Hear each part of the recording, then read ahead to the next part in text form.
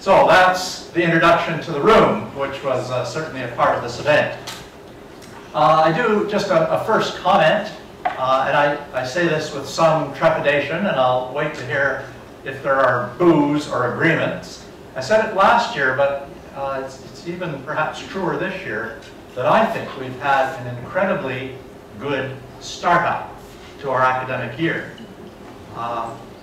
in terms of minimal number of lineups, minimal number, I mean, even parking. I thought, ooh, the Tuesday after Labor Day, you had to be in here at 7 o'clock in the morning to avoid being in a car parking line, but that wasn't true.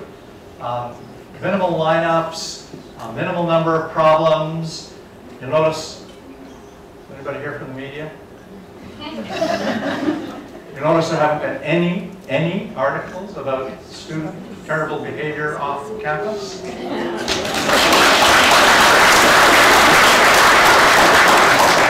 fact, there was one, I don't know if you spotted it, was easily missed. It was an article about this state in the London Free Press 2 days ago.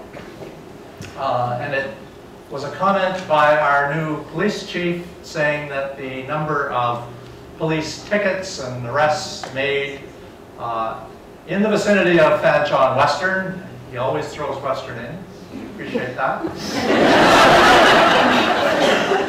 was something like 10% less than it was last year by this same time. Now still was, shocked me how high it was, 11 or 1,200 such events.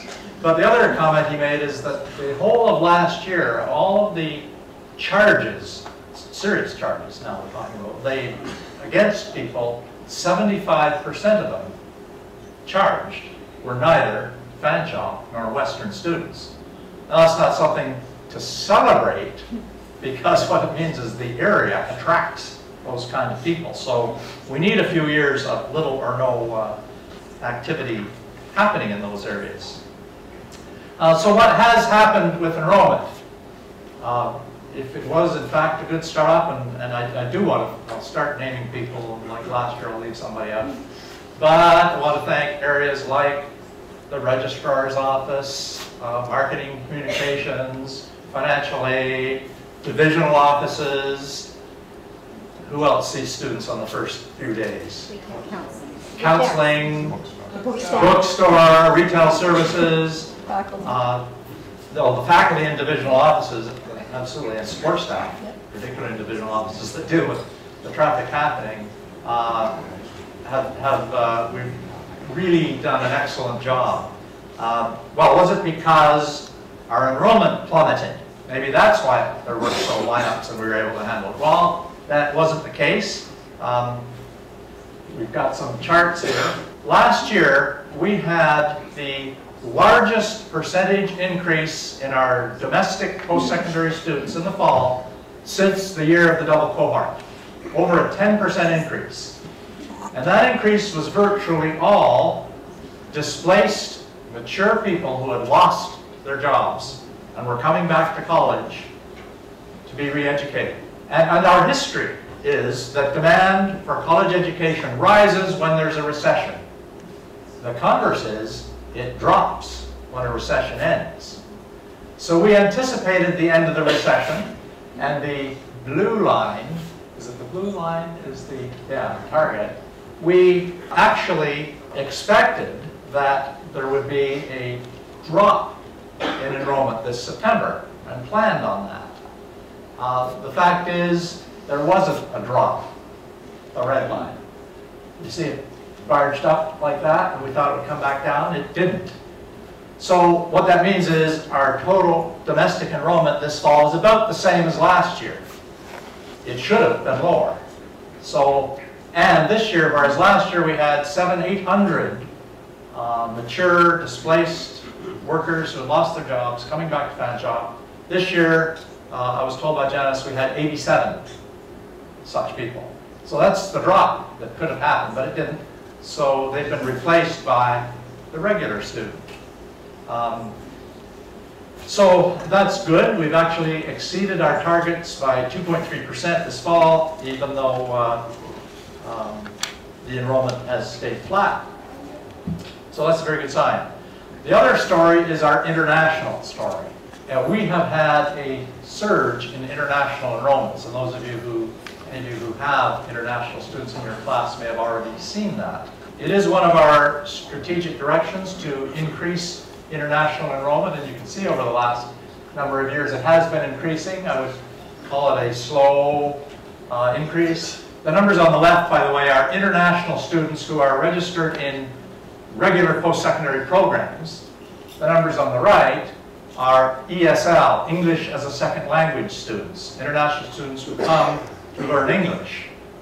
The numbers on the right are important, and those students are important because they tend to be the students, not all of them, but the students who move on then into post-secondary programs. So if those numbers drop, it'll be a bit, it gets a bit harder to do that marketing. But look at the increase from 335 last year in post-secondary programs to 544 this September. So in fact, our overall enrollment did increase when you add the international students into the mix. And that's really a good thing.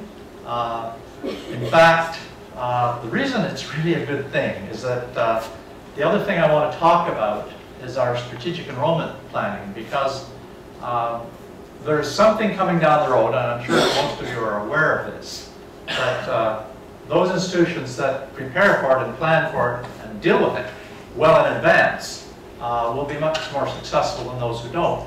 And we're not well, let me say what it is first.